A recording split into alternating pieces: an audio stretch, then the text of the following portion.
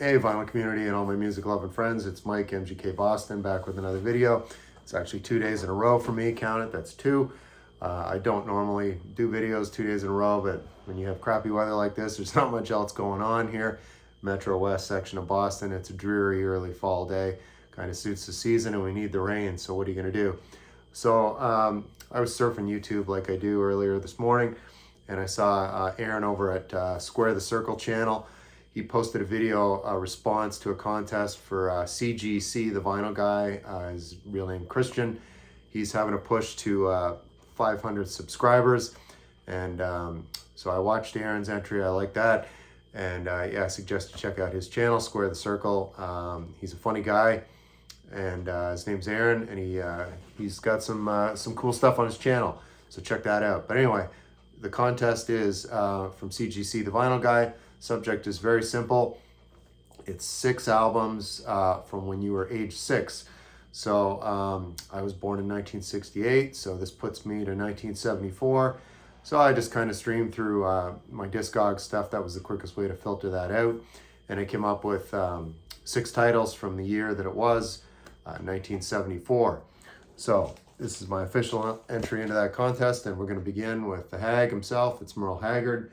Of course, the year of release on this, 1974, and simply the title on this one, with his band, of course, Merle Haggard and the Strangers, If We Make It Through December.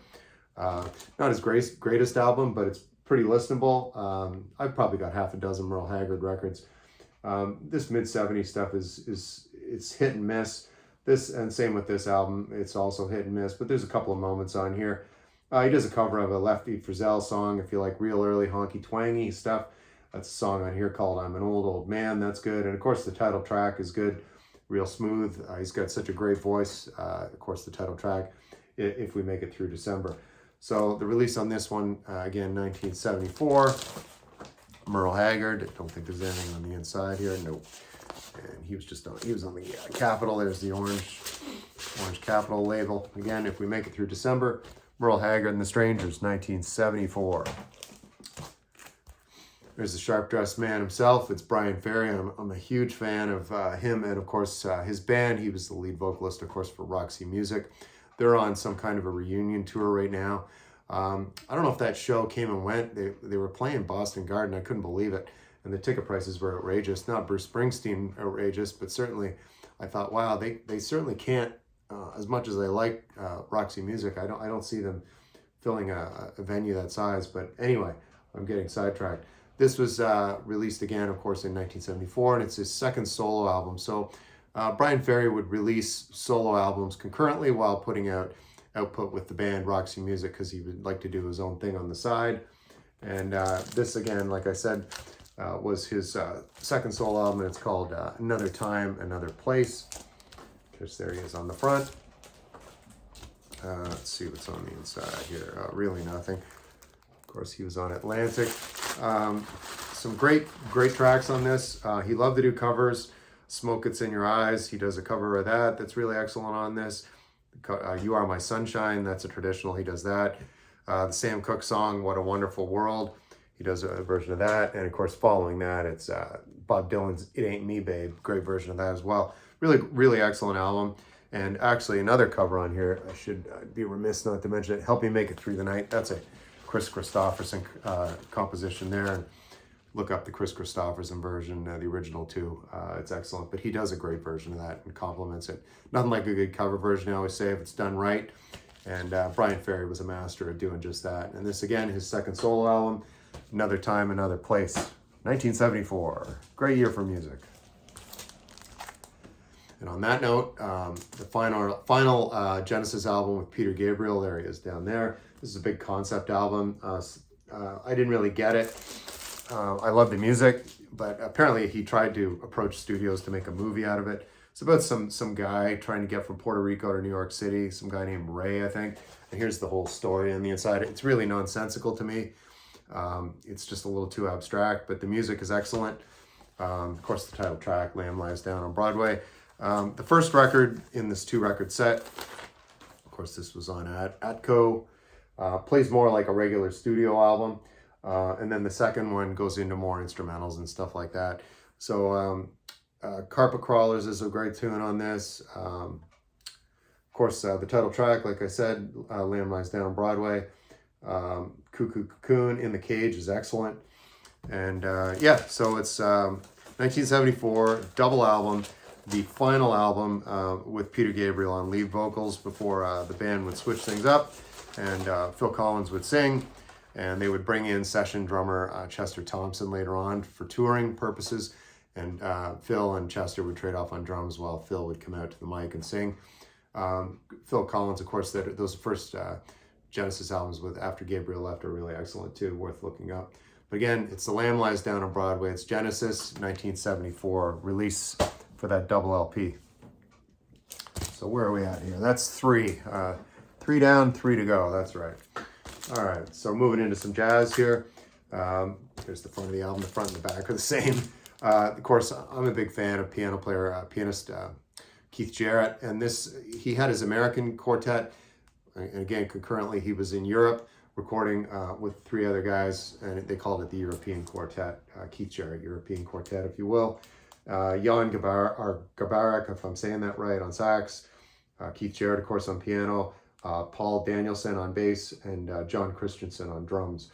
And this is, again, you can see the recording date on this, recorded in Oslo in 1974, right there. So this is really good. It's typical Keith Jarrett. Spiral Dance kicks things off. It's excellent. And side 2, there's a 13-minute jam, if you will. I don't call it a jam, really, but it's clocking in at 13:15. It's called Solstice, as in summer solstice, winter solstice, whatever season you might select. But it's, yeah, this is Keith Jarrett, European Quartet.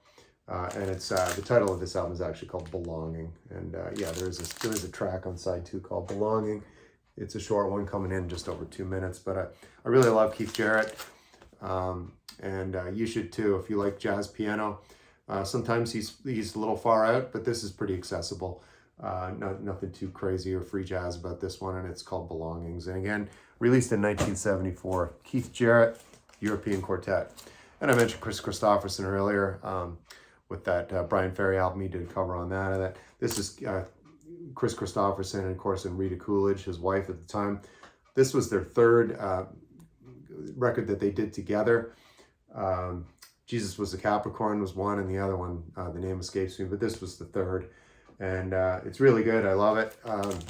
I'm a big fan of Kris Kristofferson and Rita Coolidge too. They played well together, if you will, for a while, till they got divorced, of course. But kicks off with a tune called Lover Please. That's really good. You can look that up. That's an excellent song. Lots of fun. We Must Have Been Out of Our Minds. That's the 2 of them, of course, singing together. It's really good. Sweet Susanna. I've Got to Have You. I'd Rather Be Sorry. It's all good. And it's, of course, Rita, or Kris and Rita, as it says, Breakaway, their third album they did together as a duet. Nice cover there. Getting down on the farm there with Kris and Rita. All right, and lastly, again, 6 from when I was age 6. And here it is. We're rounding out with the beautiful Linda Ronstadt. This was a huge record. Again, she was really peaking out at this point. Again, this is 1974. Of course, this is produced by Peter Asher. Just loaded with who's who of session musicians playing around the Los Angeles area at the time. You J.D. Souther's on this. Who else? Eddie Black. The other names on here. Maria Muldaur, if you know her, she sings harmony on vocal on some of these songs. Good couple of moments on here. There's a Lowell George. Of course, he was a guy from Little Feat. A tune called Willin'. She does a nice cover of that. You're No Good is on this. Of course, that was a huge single. Dark End of the Street. That's a really good traditional country tune. Of course, Flying Burrito Brothers did that one too.